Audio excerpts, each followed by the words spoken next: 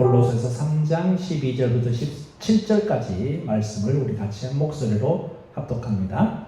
그러므로 너희는 하나님이 택하사 거룩하고 사랑받는 자처럼 긍휼과 자비와 겸손과 온유와 오래 참음을 옷 입고 누가 누구에게 불만이 있거든 서로 용납하여 피차 용서하되 주께서 너희를 용서하신 것 같이 너희도 그리하고 이 모든 것 위에 사랑을 더하라. 이는 온전하게 매는 띠니라.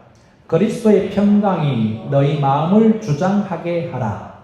너희는 평강을 위하여 한 몸으로 부르심을 받았나니 너희는 또한 감사하는 자가 되라.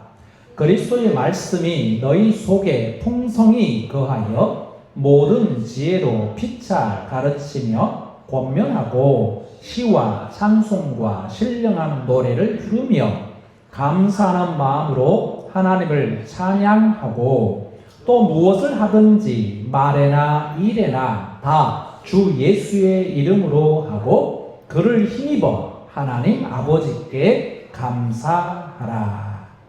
아멘.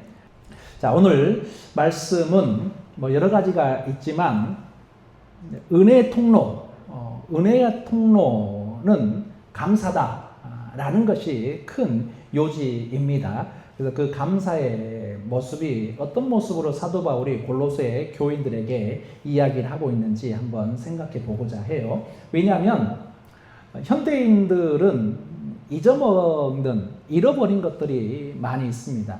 그 중에 여러 가지가 있겠지만 기쁨을 잃어버립니다. 그리고 어떤 행복, 삶의 행복도 행복이지만 영적인 행복도 중요하잖아요. 우리가 신앙생활하면서 신앙생활함에 있어서 행복함. 내가 예수님 믿고 있고 내가 종교를 가지고 있고 교회를 다니면서 하나님께 예배드리고 있다라는 그 영적인 행복감. 이 영적인 행복감이 예전에 비해서 많이 잃어버리는 시대를 살아가고 있는 것 같습니다. 그래서 그 행복감이라는 것은 그렇잖아요. 감사가 넘치고 기쁨이 넘쳐나면 그 행복감은 차오릅니다. 그런데 감사를 잃고 기쁨을 잃어가게 되면 그 행복감도 신앙적인 영적인 행복감도 잃어버려요. 그래서 다른 것은 다 잃어버려도 그 영적인 신앙적인 행복감, 그래서 감사하는 삶, 기뻐하는 삶, 용서하는 삶, 이런 삶에 있어서는 우리가 결코 잃어버려서는 안 되는 거죠. 잃어버리는 거나 잊어먹는 거나 비슷비슷하겠지만 우리는 건망증이 또 있잖아요. 어떤 분들은 열쇠를 냉장고에서 발견했다라는 사람도 있기도 하고 금방 잊어먹습니다. 어떤 주부로 보이는 여성이 병원에 왔습니다. 병원에 찾아왔는데 양쪽 귀가 빨개요. 양쪽 귀가 빨개가지고 퉁퉁 부어서 온 거예요. 그래서 의사 선생님이 묻습니다. 아주 심하게 다치셨군요. 어쩌다가 양쪽 귀가 그렇게 다치셨습니까? 라고 그 아주머니께 물었더니 집에서 다림질을 하고 있는데 마침 끝에 전화가 왔는데 전화를 받는다는 것이 다리미로 전화를 받았다는 거예요. 그래서 귀가 빨개졌다는 거예요. 그래서 의사 선생님이 의아해서 그럼 한쪽으로 이렇게 받았을 텐데 반대쪽은 왜 빨개요? 그랬더니 전화가 또 오잖아요. 라고 해서 두 번째 전화도 한 번 잘못한 것이 있으면 바로 잡으면 좋을 텐데 잊어먹어서 두 번 전화오고 세 번 전화오게 되면 계속 그렇게 하게 되면 안 좋은 거죠.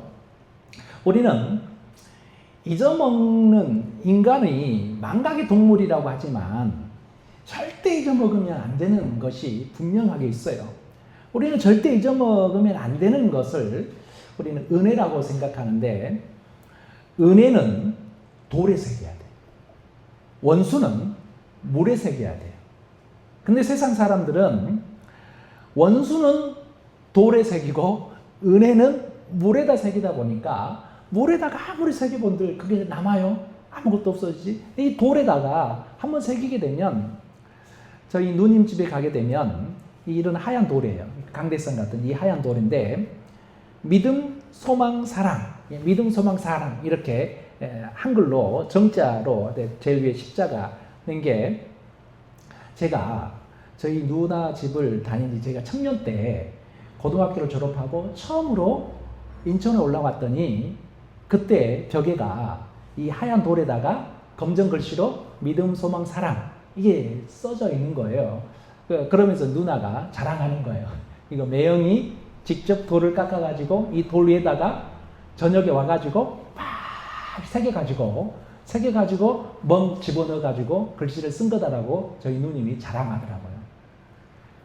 제가 20대였으니까 지금 벌써 30년이 넘은 거잖아요. 30년 넘었던 그 돌이 지금도 있어요. 선명하게 믿음, 소망, 사랑 써져가지고 돌에다 새기게 되면 정말 사라지지 않습니다. 근데 원수는 돌에다 새기고 은혜는 물에다 새기니까 잘못된 삶이 되는 거예요. 우리는 은혜는 이 돌에 새겨야 돼요. 돌에 지워지지 않는 돌에 새기고 원수, 복수 뭐 이런 것은 물에다가 새기고 잊어먹어야 돼요. 근데 그렇지 않고 반대로 하다 보니까 문제가 되는 것이죠. 자, 골로새서 이 골로새는 도시 이름이에요. 소아시아의 도시 이름인데 초대교회 이 교회가 부흥에 가는 과정에서 이 골로새 교회도 많이 부흥을 했어요. 초대교회 거의 대부분의 교회들은 우리가 아는 대로 사도 바울이 개척을 해서 교회를 부흥을 시켰는데 골로새 교회는 골로새 도시 자체를 사도 바울이 방문하지 않았습니다.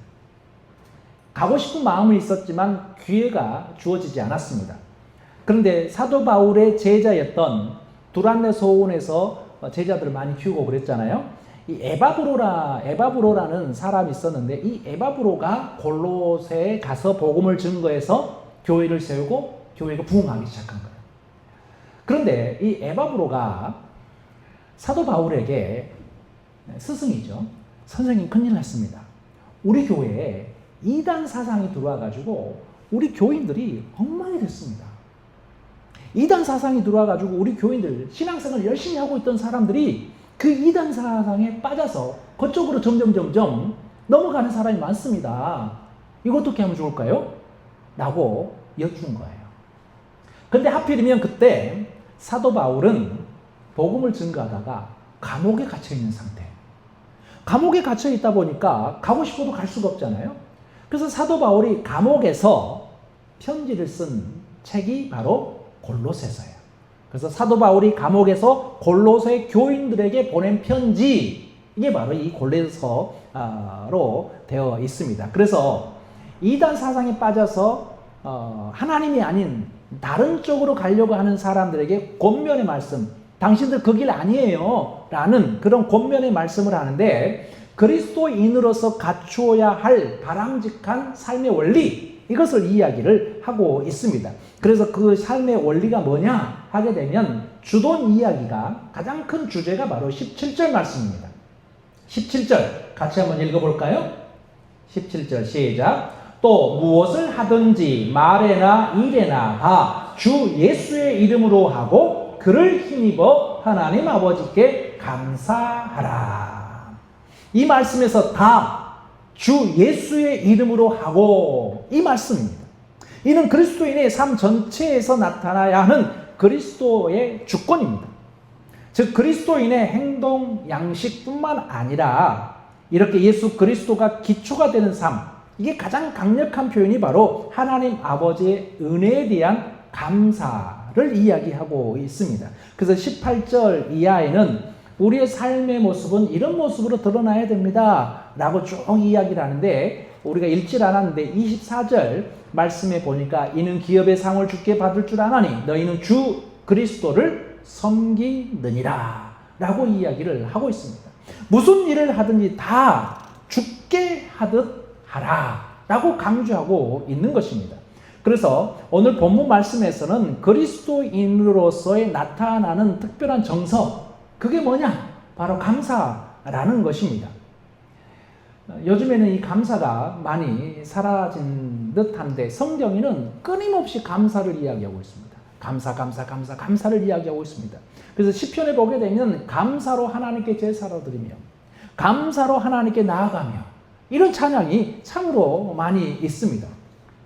자, 오늘 감사라는 단어 부분에 있어서 세 번에 걸쳐서 표현하고 있습니다. 15절, 16절, 17절 이렇게 감사를 세 번 사용하고 있어요. 15절에 보니까 제일 마지막에 너희는 또한 감사하는 자가 되라. 16절 하반절에 보니까 노래를 부르며 감사하는 마음으로 하나님을 찬양하고 또 17절에도 그를 힘입어 하나님 아버지께 감사하라. 감사. 자, 우리 한글 성경에는 이렇게 15절에도 감사, 16절에도 감사, 17절에도 감사라는 똑같은 단어를 사용하고 있는데 신약 성경은 헬라어로 쓰여져 있어요. 이 헬라어로 15절에 쓰여진 헬라어 단어와 16절에 쓰여진 헬라어 감사라는 단어 그리고 17절에 헬라어 감사라는 단어가 제각각 다르게 사용하고 있습니다. 다르게 사용하고 있는데 첫 번째 15절에는 유칼리스토스라는 헬라어인데 영어 성경에는 grateful 다시 번역하게 되면 매우 은혜를 입음 매우 은혜를 입음 이렇게 표현하고 있습니다. 감사는 이런 의미를 가지고 있는 게 유칼리스토스라는 뜻이에요. 또 16절에는 감사의 단어를 헬라어로 다르게 또 표현하고 있는데 이것을 또 카리스라는 단어를 사용하고 있습니다. 영어에는 그레이스라고 표현합니다. 호의, 은혜, 선물 이렇게 명사로 이야기하고 있어요. 그 다음에 마지막 17절의 감사는 유칼리스테오라고 표현하고 있는데 이건 영어 성경에는 좀 동사로 to give thanks라고 이야기를 하는데 감사하다, 은혜를 말하다. 자, 이렇게 우리가 헬라어도 잘 알지도 못하는데 이렇게 제가 설명을 한 이유는 뭐냐면 한글의 단어는 감사지만 이 헬라어로 사용할 때 이 단어는 제각각을 표현하면서 감사라는 것이 은혜라는 것과 동일시되고 있다라는 것을 설명하기 위하여 호의, 은혜, 선물, 더 나아가서 감사하다, 은혜를 말하다 이렇게 감사와 은혜를 비슷한 단어 또는 단어 중에서 4천 정도 되는 단어를 사용해서 감사로 표현하고 있다라는 것입니다. 그래서 받은 은혜를 감사하는 것, 감사하는 사람, 은혜를 받은 사람 이 다 같은 뜻으로 이 해석을 하고 있는 거예요. 은혜를 받아야만 감사할 수 있고 감사하는 사람은 은혜를 받은 사람임을 알 수 있는 것이죠.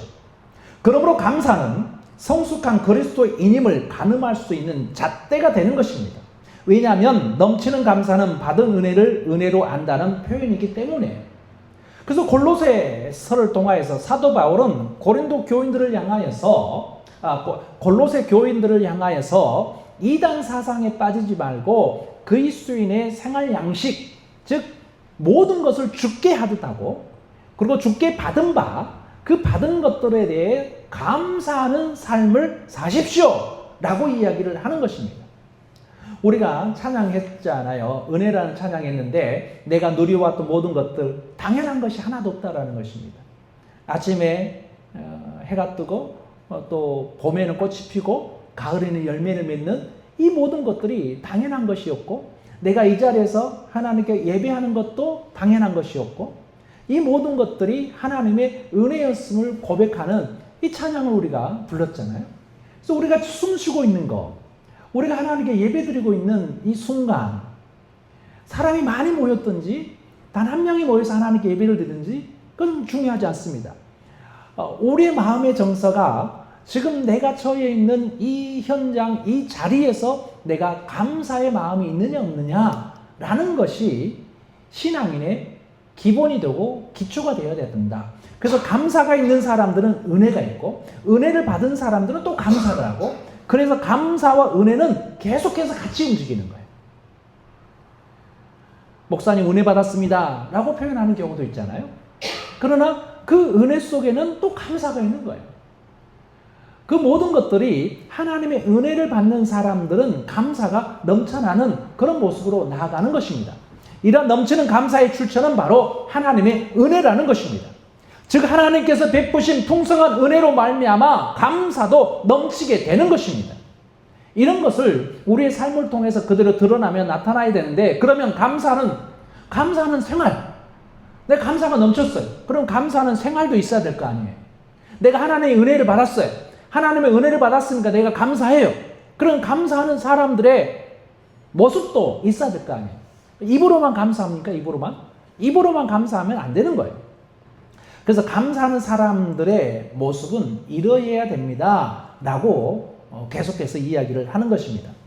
사람이 사용하는 언어는 마치 묘약과 같습니다. 어떤 말은 죽어가는 사람조차 회생하게 만들기도 하고요. 어떤 말은 건장한 사람을 죽게도 하는 것입니다. 용기를 주기도 하고요. 절망하기도 합니다. 그래서 야고보 장로는 야고보서 3장 5절 6절에 이렇게 이야기합니다. 이와 같이 혀도 작은 지체로도 큰 것을 자랑하도다. 보라 얼마나 작은 불이 얼마나 많은 나무를 태우는가. 혀는 곧 불이요 불의의 세계라. 혀는 우리 지체 중에서 온몸을 더럽히고 삶의 수레바퀴를 불사르나니 그 사르는 것이 지옥불에서 나느니라. 이처럼 중요한 말 중에서 사람을 행복하게 하고 기분 좋게 하는 말이 감사라는 거예요. 감사는 만국 공통어예요. 어느 나라, 어느 민족을 가든지 감사라는 말을 해가지고 기분 나쁜 사람이 아무도 없어요. 감사합니다 하게 되면 모두가 기분이 좋아져요. 참 감사합니다 이런 표현을 하는 거예요. 그래서 우리는 하루를 살아가면서 내가 감사합니다 라는 단어를 몇 번이나 했을까 한번 생각해 봐요. 감사합니다. 만난 사람에게 내가 감사합니다. 감사합니다. 이런 표현들을 우리 잘해야 돼요. 사소한 것 하나라도. 근데 이렇게 사람들에게도 사소한 것 하나라도 감사하는 표현을 잘 못해요. 그러려니 합니다. 아니, 그렇게 말하는 것을 또 쑥스러워해요. 감사라는 표현은요, 절대 쑥스러운 단어가 아니에요. 그냥 일상어로 감사합니다 나와야 돼요. 어느 분의 표현을 빌리자면 요즘에 교인들은 하나님을 마치 스페어 타이어, 요즘에는 차에 스페어 타이어가 거의 없지만 예비용 타이어처럼 사용한다는 거예요. 예비용 타이어는 말 그대로 운행 중에다가 펑크가 났을 때 사용하는 타이어입니다. 펑크가 나지 않으면 이 스페어 타이어는 사용할 일이 없어요. 저도 차를 이게 요즘에는 스페어 타이어 자체가 차 자체가 없지만 예전에는 차를 사게 되면 기본적으로 바퀴가 5개를 줍니다. 4개는 장착되어 있고 1개는 뒤에 트렁크에 실려 있어요. 잘 안 보이게 감춰놔서 그렇지. 그러다가 운행 중에 펑크가 나게 되면 이게 자키를 이렇게 차로 올려가지고 이게 돌려가지고 타이어 빼가지고 이렇게 뭐 타이어를 교체를 하는 거죠. 펑크를 떼올 수는 없으니까 타이어를 교체해가지고 임시로 운행하고 뭐 이런 것입니다. 근데 예비용은 스페어는 그냥 말 그대로 예비용입니다. 근데 하나님을 예비용 타이어처럼 사용하는 사람이 있어요. 하나님은 항상 나의 하나님이 되어야 되는데 펑크가 났을 때만 하나님을 찾아요. 불행이 닥칠 때만, 문제가 생길 때만, 나에게 무엇인가 필요할 때만 하나님을 찾는 거예요. 그리고 나머지 내가 생활을 잘해. 건강하게 생활도 잘하고 돈도 잘 벌고 직장생활 잘해. 모든 것이 잘 풀려. 그럴 때는 예비용 타이어를 스페어 타이어로 트렁크 안에다가 콕 쳐박아 놓고 사용하지 꺼내보지도 않는다. 그래서 요즘에 현대인들이 하나님을 대하는 태도가 이런 예비용 타이어, 스페어 타이어처럼 하나님을 대한다라고 누가 그러더라고요. 긴급한 상황이 있을 때만 예비용 타이어를 꺼내요. 우리에게 문제가 있을 때만 하나님을 찾아. 그리고 하나님께 살려주십시오 라고 라고 표현하니까 그분의 설명을 들으니까 뭐 그럴싸해요. 우리 모습이 그런 모습이 아닌가 라는 생각이 들어요. 우리는 은혜를 받은 존재로서 감사의 제사를 늘 끊임없이 삶을 통해서 드릴 수 있는 믿음이 우리 안에 있어야 되는 것입니다. 사람의 마음의 생각을 아시는 하나님께서 우리의 그런 예비용 타이어처럼 대하는 우리의 이 심성을 모르실까요? 우리의 그런 연약한 믿음을 하나님께서 모르실까요? 하나님께서 그런 믿음을 보면서 아이고 착하고 충성된 종아라고 칭찬해 줄까요? 아니에요. 우리는 예비용 타이어처럼 하나님을 대하는 것이 아니라 가장 소중하고 꼭 있어야 되고 그리고 나의 모든 순간순간마다 동행하는 그 하나님으로 여길 수 있는 믿음이 우리 안에 있어야 되는 것입니다. 우리는 하나님의 마음을 알고 하나님께 나아가야 되는 것입니다. 엄숙한 부르심이라는 책에서 이런 글을 읽었습니다. 만족과 행복을 가장 빠르게 찾는 비결은 범사에 감사하는 데 있다. 만족과 행복을 찾는 가장 빠른 길은 감사하는 거다라는 것입니다. 우리는 만족하고 싶습니다. 행복을 찾고 싶어요. 그러기 위해서는 범사에 감사가 필요하다라는 사실을 꼭 기억하시길 바랍니다. 그래서 16절과 17절에 이렇게 이야기합니다. 한번 16절과 17절 같이 읽어보겠습니다. 16절, 17절 같이 읽습니다. 시작. 그리스도의 말씀이 너희 속에 풍성히 거하여 모든 지혜로 피차 가르치며 권면하고 시와 찬송과 신령한 노래를 부르며 감사하는 마음으로 하나님을 찬양하고 또 무엇을 하든지 말이나 일이나 다 주 예수의 이름으로 하고 그를 힘입어 하나님 아버지께 감사하라. 사도 바울은 찬양도 기도도 예배도 진정한 감사로 하라고 했습니다. 사도 바울이 빌립보 감옥에 갇혔습니다. 사도 바울이 빌립보 감옥에 갇혔는데 그 감옥에 갇혀서 찬양하잖아요. 물론 기도도 하죠. 근데 인위적인 찬양을 하고 인위적으로 그냥 누군가 간수에게 보이기 위한 감사를 했다면 옥문이 열리는 기적이 열렸을까요? 하나님은 우리의 내면을 보시는 분이에요. 그래서 우리가 찬양을 하며 우리가 하나님께 나아가는 그 감사의 제사를 드릴 때 우리의 실제적인 이 내면을 살피시는 하나님께서 그것을 못 알아차리실까요? 우리는 하나님께 진정으로 찬양하는 우리의 믿음을 다하여서 우리의 모든 것을 다하여서 하나님께 예배드리는 그 믿음이 우리 안에 있었으면 좋겠습니다. 지금까지 나와 가정과 일터와 교회와 나라에 베푸신 하나님의 은혜에 진정으로 감사한다면 그것은 우리의 생활 속에서 나타나게 되어 있습니다. 자연스럽게 그렇게 될 수밖에 없을 것입니다. 예수님께서 세리장 삭개오의 집에 방문하셨을 때 삭개오는 자신의 소유의 절반을 가다는 사람들에게 주고 혹은 속여서 빼앗은 것이 있다면 4배로 내가 갚겠습니다 라고 했잖아요. 그게 삭개오에게 임한 은혜였습니다. 은혜가 있다 보니까 그렇게 한 거예요. 제가 고등학교 때 공부를 썩 잘하지 못했습니다. 그래도 아예 못하진 않았습니다. 딱 중간. 티나지 않은 딱 중간. 중간 정도만 딱 공부했던 것 같아요. 대학을 가기도 뭐하고 대학을 안 가기도 아깝고 뭐 이 정도 딱 그 정도. 근데 제가 고집을 피웠습니다. 고집을 피워서 담임 선생님과 싸우고 막 그래서 원서 자체도 쓰지도 않고 그냥 냅다 서울로 도망쳤습니다. 서울에서 이렇게 이런저런 여러 가지 이제 잡일하고 뭐 봉제 공작 하면서 하다 보니까 마음에 예전에 신앙생활하면서 나 주의 도움 받고 이 찬양을 통해서 하나님께 내가 서울했던 게 생각났습니다. 서울에서 장안이동에서 성북구 장안이동에서 이게 아주 뭐 월급도 쥐꼬리만 월급 받고 고생도 하고 야근에 특근에 주말에 나가서 또 일해야 되고 막 힘들게 일을 하다 보니까 너무 힘들게 일을 하다 보니까 옛날 생각이 난 거예요. 너무 힘들게 일하다 보니까 내가 하나님께 은혜 받았던 것이 생각난 거예요. 그래, 내가 그 찬양을 부르면서 내가 하나님께 서운했지. 내 모습 이대로 주 받으시옵소서 찬양하면서 내가 목사가 되겠습니다 라고 했던 것이 생각난 거예요. 고생을 직사랑 해봐야 옛날에 받았던 은혜가 생각이 난 것 같아요. 그래서 서울에서 야, 그래 내가 그때 하나님께 서운했던 거 생각나가지고 그래 내가 이렇게 살면 안 된다. 내가 이렇게 살면 안 된다 라고 하면서 공부를 하기 시작하고 신학을 했습니다. 그래서 신학교에 들어갔어요. 그렇게 신학교에 들어가다 보니까 공부를 하더라도 저는 남들 표현하게 되면 2년 더 2년 더 쉬었다가 3년째 대학을 갔으니까 삼수잖아요. 삼수해서 저는 들어갔어요.